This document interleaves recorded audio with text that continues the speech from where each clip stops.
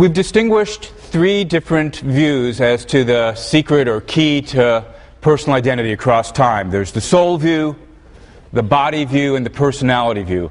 Putting aside, for the most part, the soul view because I've argued that there are no souls, although occasionally I bring it out just for the sake of comparison and contrast.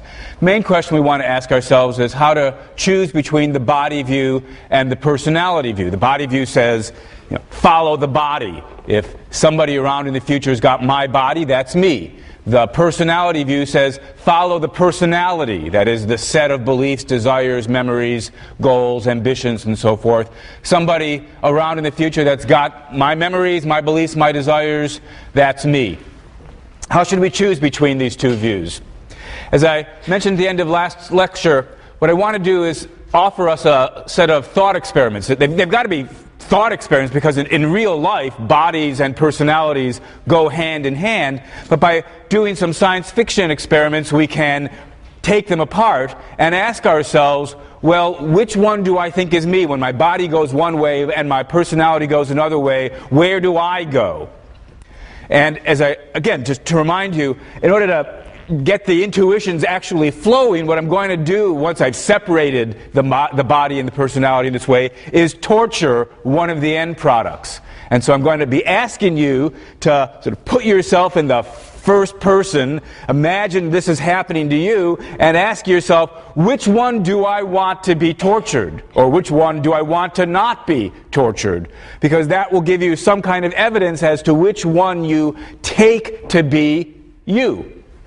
And think about this in that kind of special first-person, ego-concerned way that comes naturally to us. Just bracket any moral concerns you may have about torturing other people or agreeing that somebody else should be tortured. For our purposes, right now, if I brought up a volunteer from the class and I'm asking you, here's you, there's the other volunteer, which one do you want to be tortured? Well, it's let that one be tortured. Don't let it happen to me. That's how we know, this is me speaking. All right, so that's the question I'm going to ask you. I'll probably slip into talking about this experiment as though it's being done to me, but to get it vivid, you should think of it as though it's being done to you.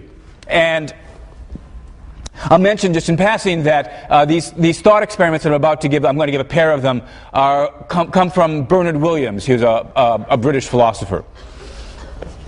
All right, so case number one, here you are. The mad scientist has kidnapped you, and he says, I've been working on mind transfer machines, and what I'm going to do is, I've got you, and I've also kidnapped somebody else over here, Linda, and I'm going to hook you up to my machines and swap your minds.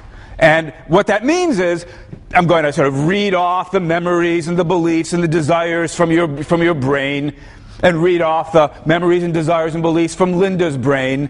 And then I'm going to electronically transfer Linda's memories and beliefs and so forth over here and implant them onto this brain, and take your memories and beliefs and so forth and implant them onto Linda's brain. And so, first we'll put you to sleep, and when we do all this procedure, and then when you wake up, you will wake up in Linda's body. There'll be something here that you'll wake up and you'll say, what am I doing in this new body? What happened to my beard? How come I'm speaking in this high female voice? Whatever it is, but you'll think to yourself, well, here I am, Shelley Kagan. I seem to be inhabiting Linda's body. Don't know how that happened. Oh yes, the mad scientist kidnapped me, and he transferred us, he swapped us. He swapped our bodies, swapped our minds. I guess the whole thing works. So the mad scientist explains all this to you, but in order to sort of give it a little kicker, because he's also an evil mad scientist, that may be evil already, but because he's an evil mad scientist, he says, and then when I'm done, so over here we've got Shelley's body, but Linda's personality. So Linda thinking, what am I doing? And what am I doing in Shelley's body? How did I get a beard? Right? So over here, Linda in Shelley's body. Over here, Shelley in Linda's body. I'm going to torture one of these. But because I'm a generous evil mad scientist, I want to ask you, which one should I torture? Now, when I think about this, and again, I'm inviting you to think about this in the first person as though this is happening to you. When I think about this, I say, torture the one over here. I'm going to be over here in Linda's body, horrified at what's been going on, horrified that she's being tortured, but at least it's not happening to me. That's the intuition I've got when I think about this case. When the mad scientist asks me, which one of these two should I torture? I say, torture this one. Because if I were to say, torture this one, and then he does it, think about what's going to happen. I'll be thinking, I'm Shelley Kagan, oh, this is what a horrible situation. Oh, the pain, stop the pain, make it go away. I don't want that to happen to me. If this one's being tortured, nobody's thinking to himself, oh, I'm Shelley Kagan in horrible pain. So I want this one to be tortured. All right, that's the intuition I've got about the case. Now, if you've got that same intuition, think about the implications of that intuition. You're saying that I, Shelley Kagan, ended up over here. But that's not my body. This is Linda's body. Shelley Kagan's old body is over here. But this is the one that's me, because this is the one that I don't want to have tortured. So the body isn't the key to personal identity. Personality is the key to personal identity. This has got my personality, my memories of growing up in Chicago, becoming a philosopher, my thoughts about what I want to have happen to my children, my fears about how I'm going to explain what's going on to my wife, whatever it is. This is the Shelley Kagan personality over here. This is me. That follows then that this intuition suggests that what I find intuitively plausible is the personality theory of personal identity. Now let's tell a different story. Both of these stories, as I say, come from Bernard Williams. Bernard Williams says, here's another example we can think about. Mad scientist, again, kidnaps Linda. And he says, Shelley, I got some news for you. I'm switching between you and me. He says, Shelley, I've got some news for you. I'm going to torture you. And I say, no, please don't do it to me. Please don't torture me. He says, well, I'm in the mad scientist business. This is what I do. I'm going to torture you. He says, but because I'm a generous mad scientist, before I torture you, what I'm going to do is give you amnesia. I'm going to completely scrub clean your brain so that you won't remember that you're Shelley Kagan. You won't have any memories of growing up in Chicago. You won't have any memories of deciding to become a philosopher. You won't remember getting married or having children. You won't remember you won't have any desire. The whole thing wiped clean, complete, perfect amnesia before I torture you. Don't you feel better? No, I don't feel better. I'm still going to be tortured, and now we've added sort of insult to injury. I've got amnesia as well as being tortured. No comfort there. Well, he says, look, I'll make the deal sweeter for you. After I give you amnesia, before I torture you, I will drive you insane and make you believe that you're Linda.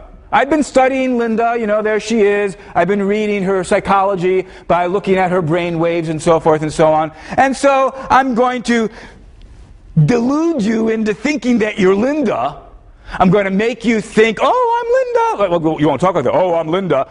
And you'll have the memories of Linda of growing up in Pennsylvania, and you'll remember Linda's family, and like Linda, you'll want to be an author or whatever it is that Linda wants to be. And then I'll torture you. Are you happy now?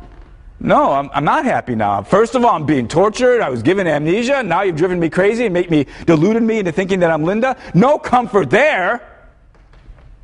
He says, okay, last attempt to make, you're not being very reasonable. He says, last attempt, I'm going to, after I drive you crazy, make you think you're Linda, I'm going to do the corresponding thing for Linda. I'm going to give her amnesia, and then I'm going to drive her crazy and make her think that she's Shelley, give her all of your memories and beliefs and desires.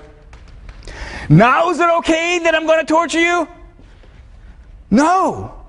It hardly makes it, it was bad enough I was being tortured and given amnesia and driven insane. It doesn't really make it any better that you're also going to give amnesia and drive insane somebody else. Don't torture me. If you've got to torture somebody, I say in my non-ethical mood, if you've got to torture somebody, do it to her. Don't do it to me. When I think about this second case, that's my intuition. Now think about the implications of this second case for the theory of personal identity.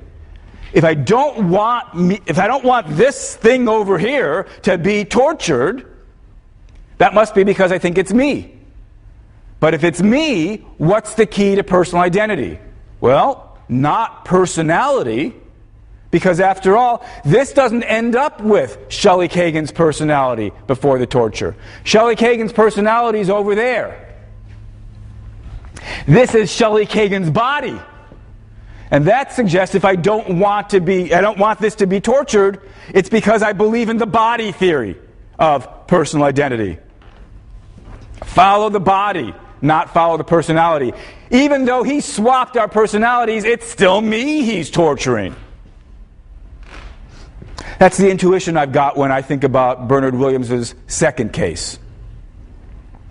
Now we're in a bit of a pickle here from the philosophical point of view, because when we thought about the first case, the intuition seemed to be, personality is the key to personal identity.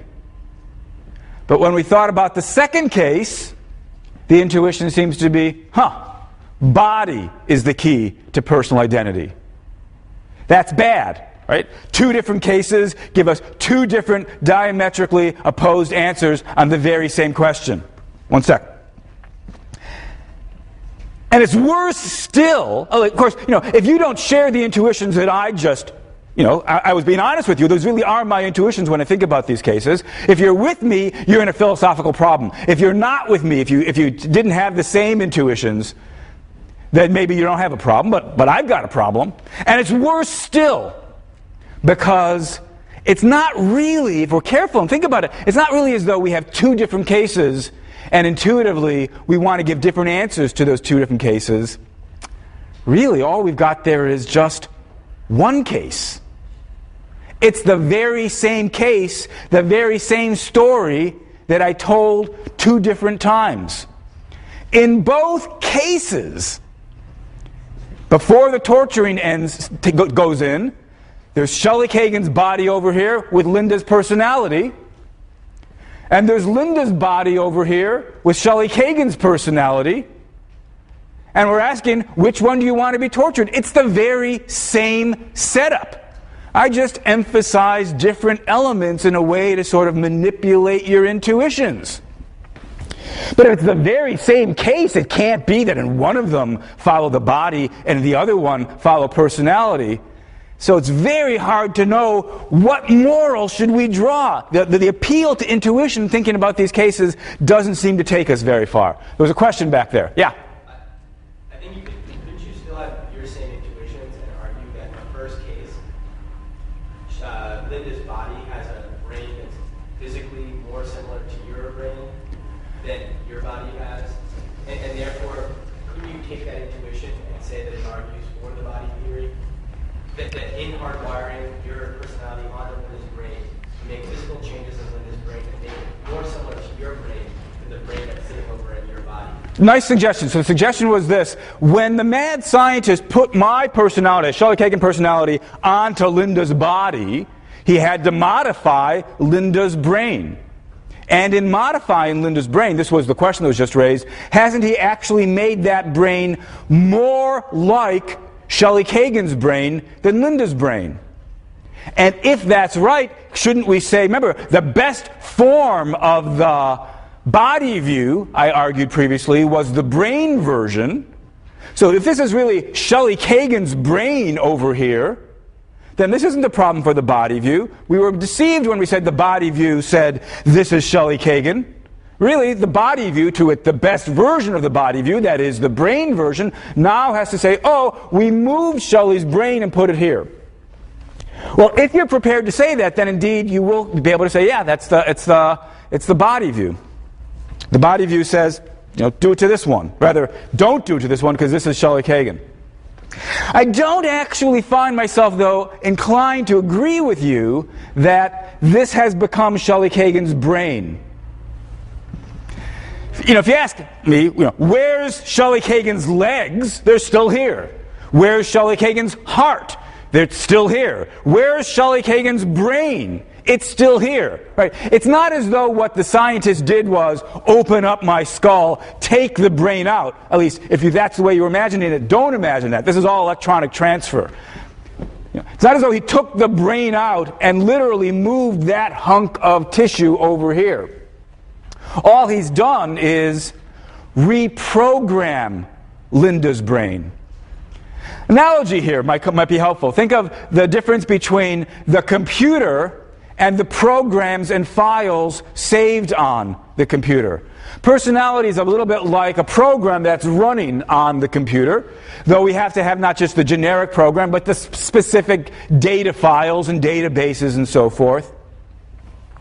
What the mad scientist did, in effect, was wipe out the hard drive, put in the other programs from the Shelley Kagan computer, but it's still the very same computer. It's still the same central processing unit, or so it seems to me. Of course, it's true that now, in a certain way, Linda's brain will be similar to the way that Shelley Kagan's brain had been before, in terms of how as it were, the floppy drives are set up.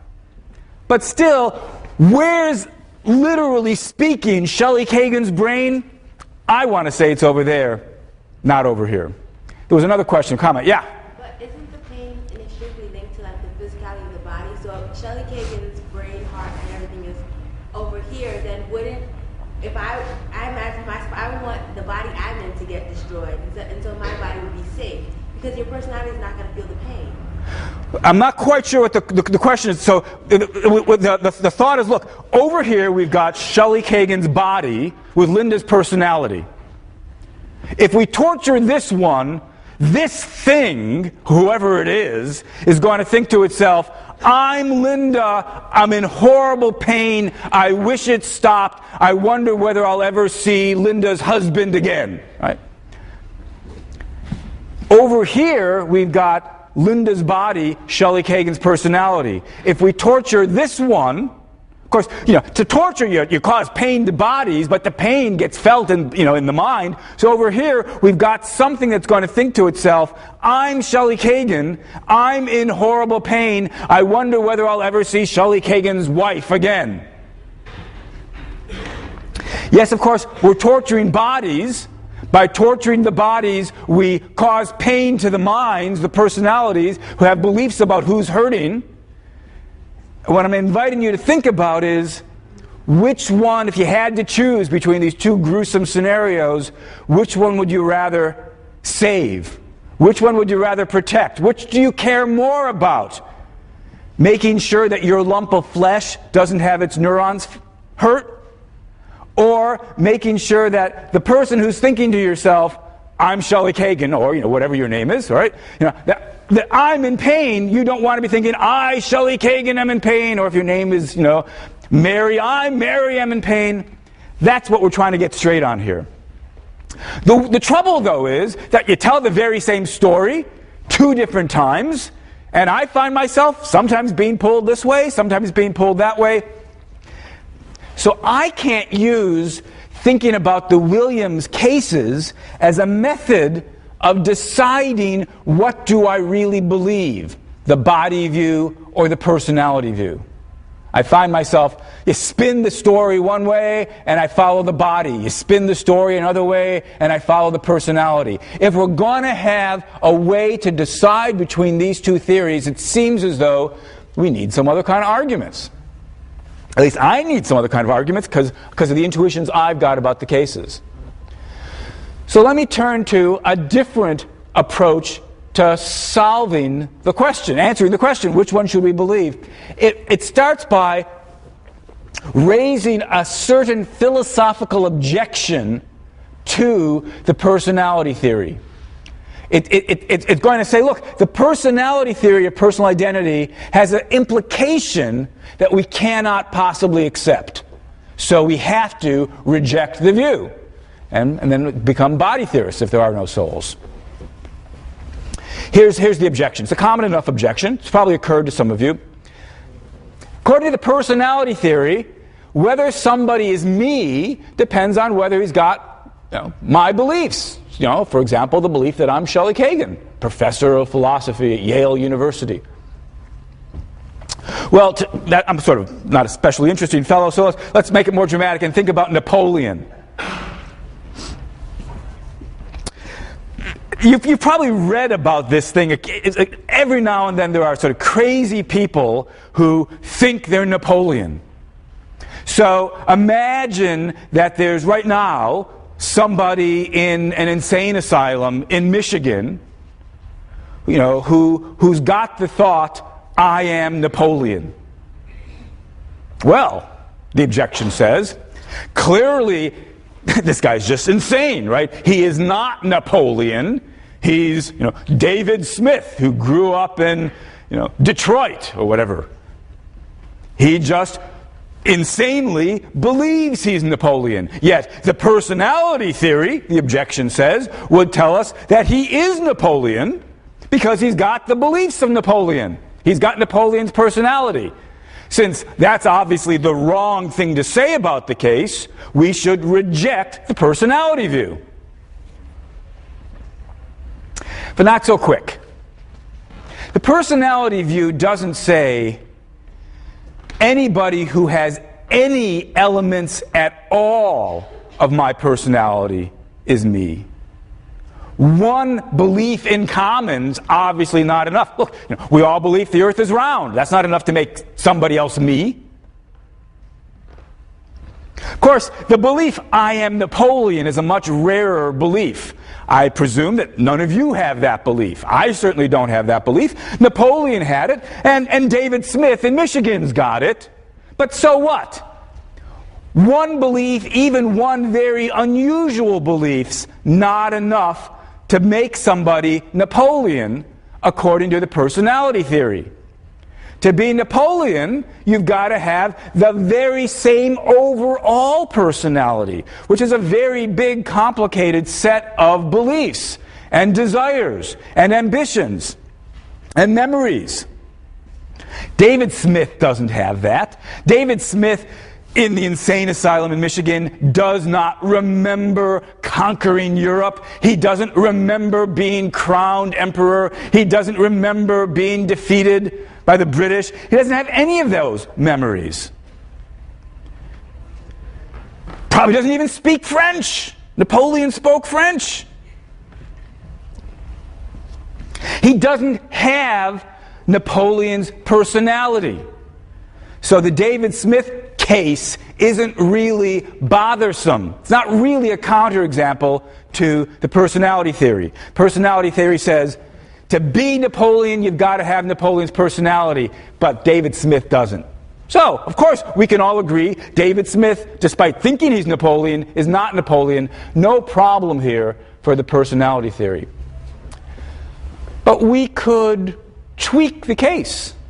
We could revise the case. Some foe of the personality theory could say, okay, imagine that this guy in Michigan does have Napoleon's personality.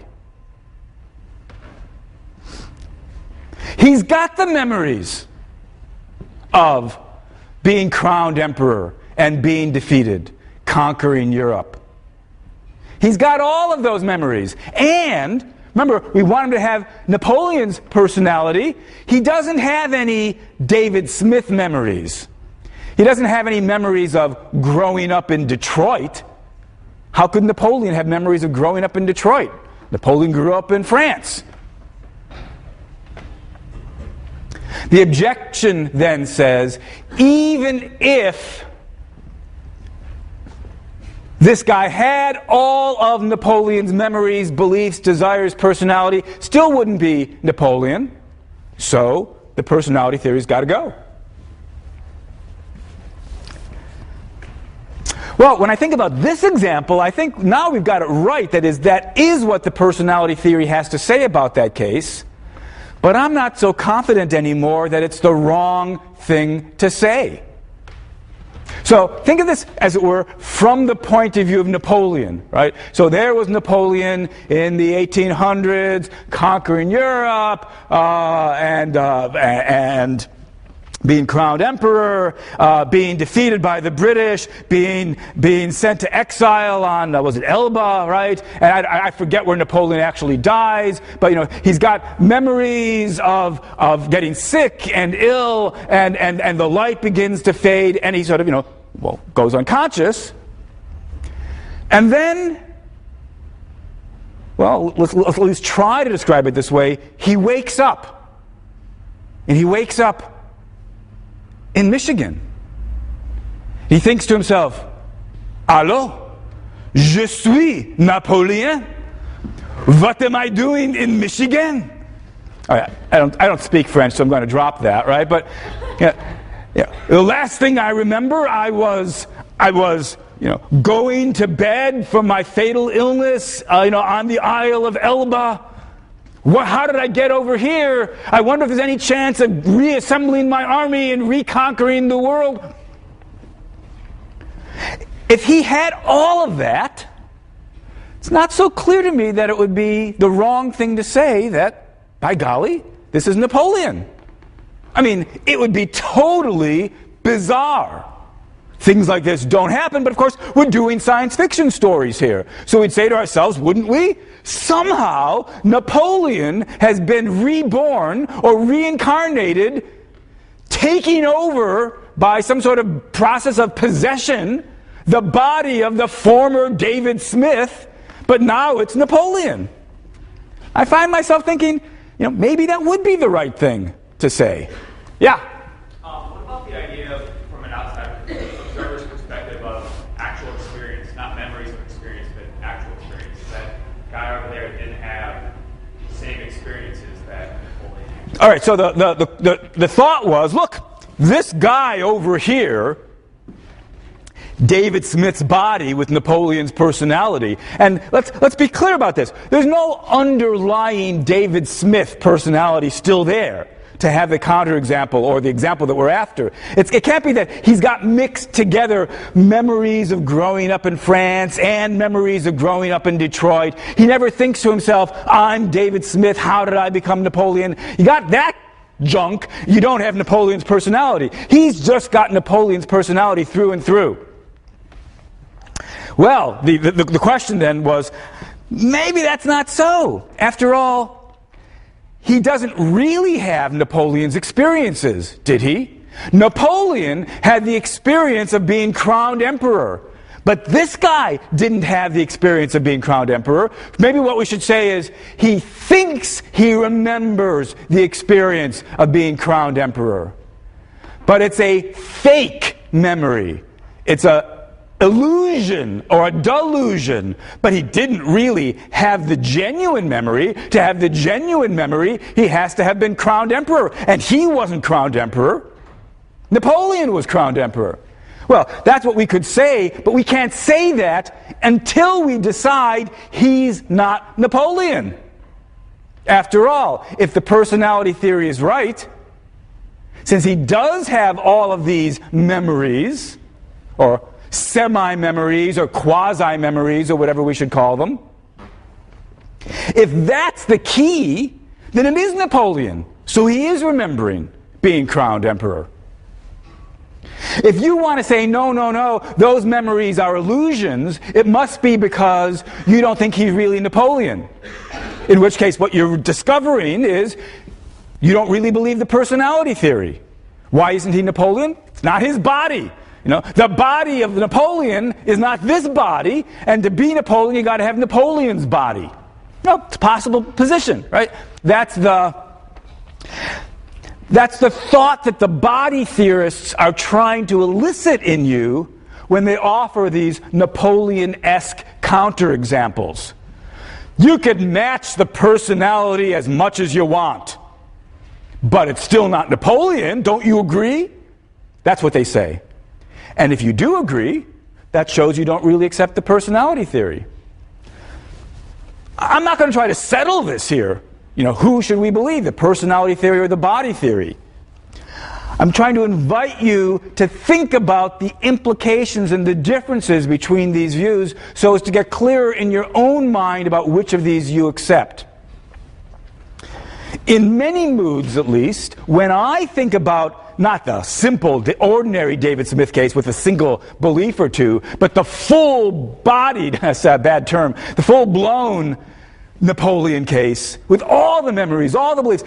Suppose David Smith there thinks, I remember, I can't say it in French accent, I remember playing, as a lad in France, burying my little toy saber, some memory that Napoleon never wrote down in his diaries. And we go and we dig up in France, and there's the saber, right? This guy remembers things that Napoleon would remember. I find myself thinking, maybe that's Napoleon.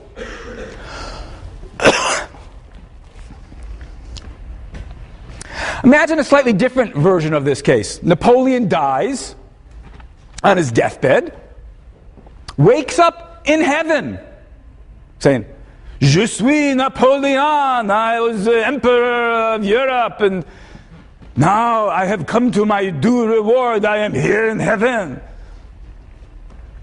Well, seems like what we'd want. It says, yeah, that's Napoleon.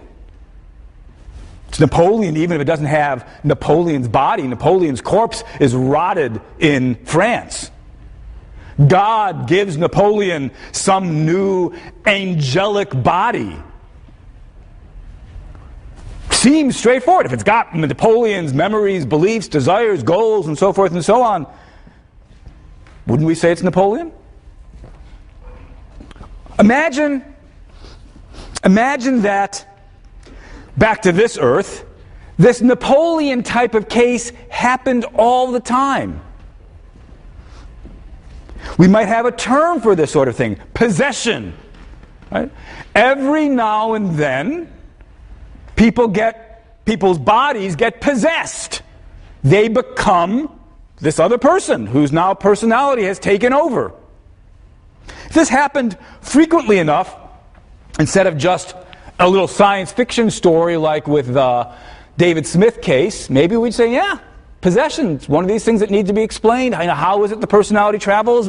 Maybe there'll be some sort of physical explanation for it. Still, maybe we'd say, yeah, the people have been taken over, they become somebody else. So, speaking personally, I don't find the Napoleon objection a telling one.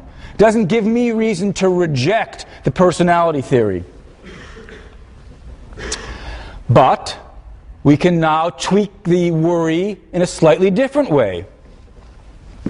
Okay, so here was Napoleon back in France with his memories and his beliefs and so forth and so on.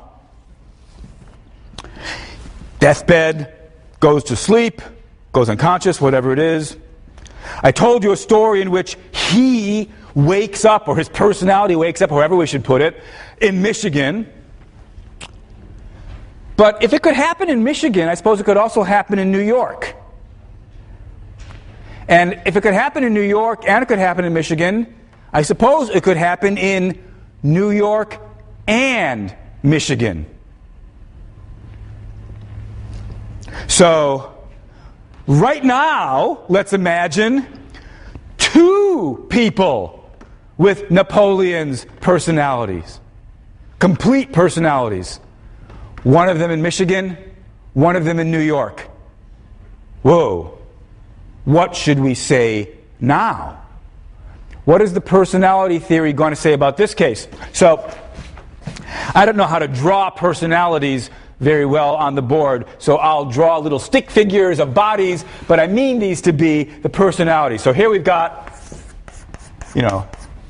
the continuing, evolving over time.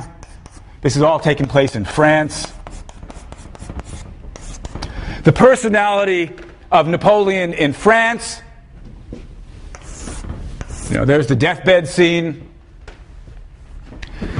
Now, up here we had somebody with Napoleon's personality continuing Of course, he's going to change, he's going to evolve, just like the actual historical Napoleon kept having new beliefs and new desires. If this really was Napoleon in Michigan, he'll start having some new desires and beliefs, about Michigan, which perhaps Napoleon never gave any thought to at all. Who knows? So this is Michigan over here. And I said I was willing to entertain the possibility that this is all Napoleon. Right? Napoleon, if you think of it, Napoleon's a person extended through space and time. According to the personality view, what makes somebody in the future the same person as somebody in the past is if it's part of the same ongoing personality. So maybe that's what we've got going on in the Michigan case. Now, we imagine in our new version of the worry, somebody with Napoleon's personality over here in New York. Now, if the Michigan guy hadn't been there, what I would have done, if I believed in the personality theory, or when I believed in the personality theory, is say, oh, look, Napoleon, reincarnated in New York. That's what the personality theory should say, and I said, it doesn't seem like a crazy thing to say if we only had the guy in New York. Just like it wasn't a crazy thing to say if we only had the guy in Michigan. The trouble is, imagine the case where we've got one guy who's got all of Napoleon's personality in Michigan, one guy who's got all of Napoleon's personality in New York. Now, what should we say? What are the choices here? Well, I suppose one possibility would be to say the guy in New York is Napoleon. The guy in Michigan isn't. He's just an insane guy who's got Napoleon's personality. You could say that. The reason that it seems difficult to say, though, is because it seems like it would be just as plausible to say the reverse.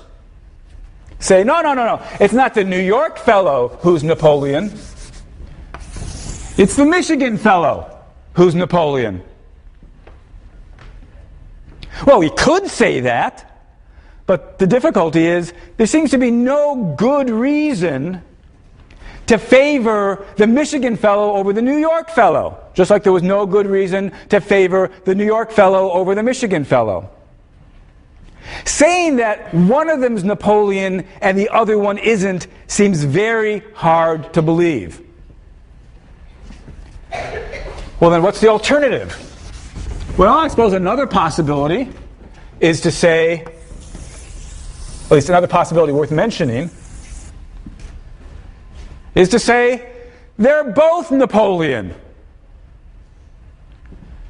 Somehow, bizarrely enough, Napoleon split into two, but when splitting into two, he split onto two bodies, but they are both Napoleon.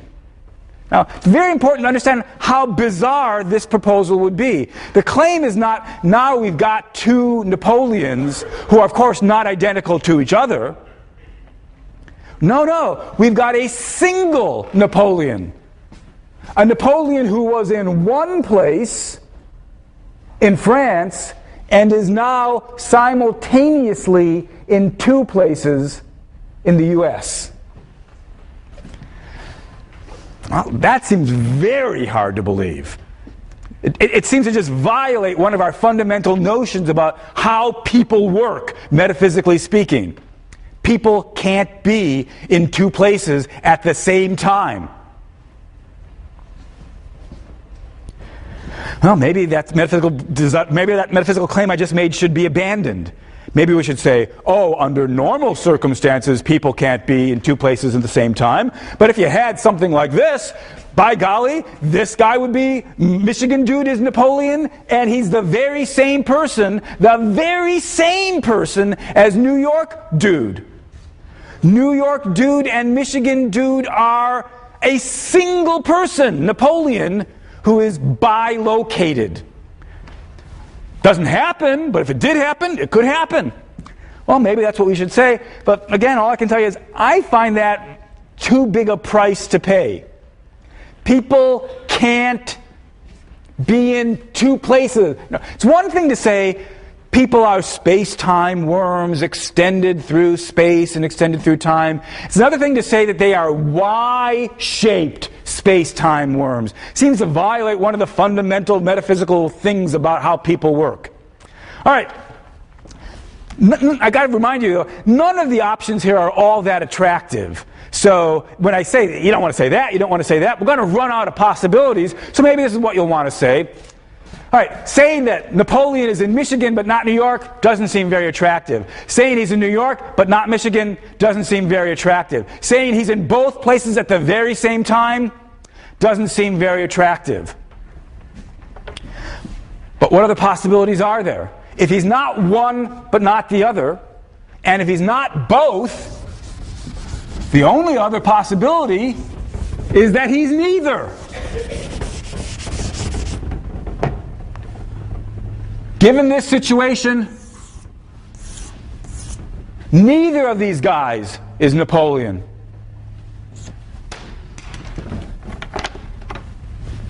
We've got separate people. There's the person, Napoleon, space-time worm that came to an end in France. And there's some space-time worm taking place in Michigan, some space-time person worm taking place in New York. But neither of them are Napoleon. That seems to me to be the least unattractive of the options we've got available. But notice that if we say this, if we say neither of these guys, despite having Napoleon's personality, neither of these guys is Napoleon, then the personality theory of personal identity is false. It's rejected. We're giving up on it. Because the personality theory, after all, said, if you've got Napoleon's personality, you're Napoleon. But now we've got people that are not Napoleon, but they've got Napoleon's personality. So the personality theory, follow the personality, is wrong if we say neither of these guys is Napoleon. But that does seem to be the least unacceptable of the options. At least that's how it seems to me. So the personality theory's got to be rejected. Now, I think that's right. I think, in fact, the personality theory's got to be rejected, but that doesn't mean we couldn't revise it. We could try to change it in a way that keeps much of the spirit of the personality theory, but avoids, some of the problems we've just been looking at. Here's what I think is the best revision available to fans of the personality theory. They should say, we were simplifying unduly. We were simplifying, getting it wrong, when we said, follow the personality. If you've got Napoleon's personality, that's enough to make you Napoleon. That's not true. We need to throw in an extra clause to deal with branching, splitting cases of the sort that I've just been talking about. We need to say, if there's somebody in the future who's got my personality, that person is me, as long as there's only one person around in the future who's got my personality. If you have multiple examples, duplications, splittings, and branchings, none of them is me. So where the original personality theory said, same personality, that's good enough for being the same person, the new version throws in a no competitors clause, throws in a no branching clause. It says, same personality is good enough as long as there's no branching. If there is branching, neither of the branches is me. Now, if we say that, if we throw in the no branching clause, then we're able to say, look, in the original story I was telling where there was the Michigan guy who had Napoleon's personality, but no New York guy, that really would be Napoleon. Because it would have the same personality with no competitor. Similarly, had we had somebody with Napoleon's personality in New York and nobody with the personality in Michigan, that guy would have been Napoleon. Because we would have had the same personality with no branching, with no competitor. But in the case where we've got branching, where we've got somebody with Napoleon's personality both in Michigan and New York, that violates the no branching rule, and we just have to say nobody's Napoleon in that case. As I say, that seems to me to be the best revision of the personality theory available to them. So what we now need to ask is, can we possibly believe that revision?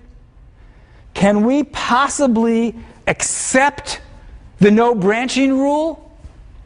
The no branching rule seems rather bizarre in its own right. Think about the ordinary familiar cases that we're trying to make sense of. I'm the same person as the person that was lecturing to you last time. According to the personality theory, or the revised personality theory, that's because I've got the same personality.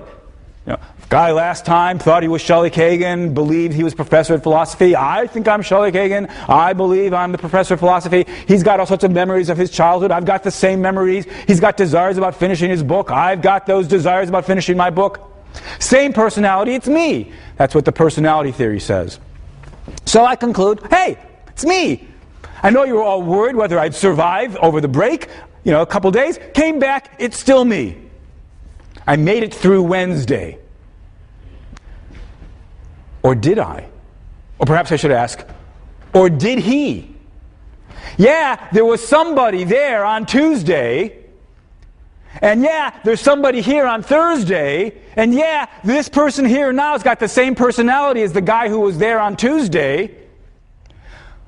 But according to the no branching rule, we can't yet conclude that I'm the same person as the person that was lecturing to you on Tuesday.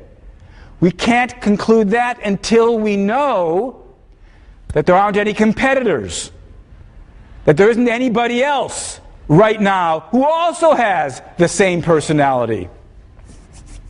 If I'm the only one around today who's got Shelley Kagan's personality, then I'm the same person as the person who was lecturing to you on Tuesday. But if, unbeknownst to me, and I presume unbeknownst to you, there's somebody in Michigan right now who's got Shelley Kagan's personality, then we have to say, turns out I'm not Shelley Kagan after all. Neither is he. Neither of us are Shelley Kagan. Shelley Kagan died. So, am I Shelley Kagan or am I not Shelley Kagan? Can't tell until we know what's going on in Michigan. Whoa. That seems very, very hard to believe.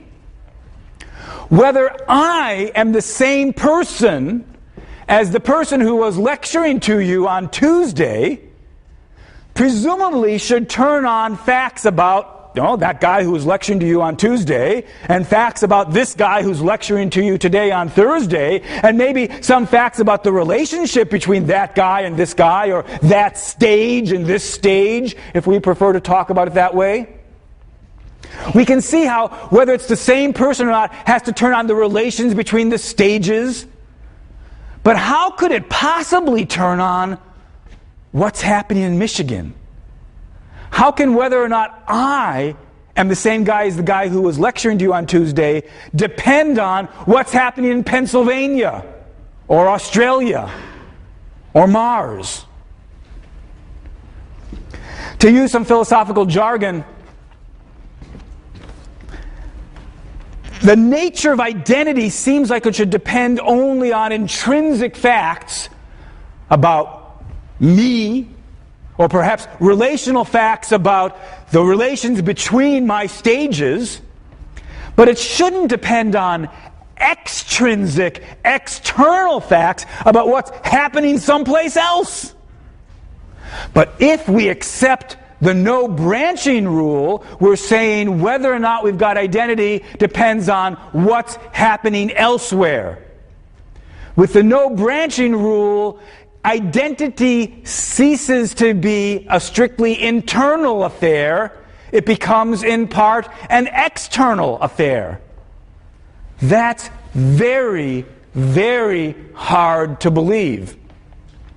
And if you're not prepared to believe it, it looks as though you've got to give up on the personality view. Last thought. During all of these problems for the personality theorist, the body theorist, the fans of the body theorist, is standing there laughing. Ha! You poor fools. Look at all the problems you've got adopting the personality theory. See how easy it is to duplicate personalities, leading to these totally implausible no branching rules. We can avoid all of that if we become body theorists. What we'll ask ourselves next time is whether or not the body theorist is in a better situation.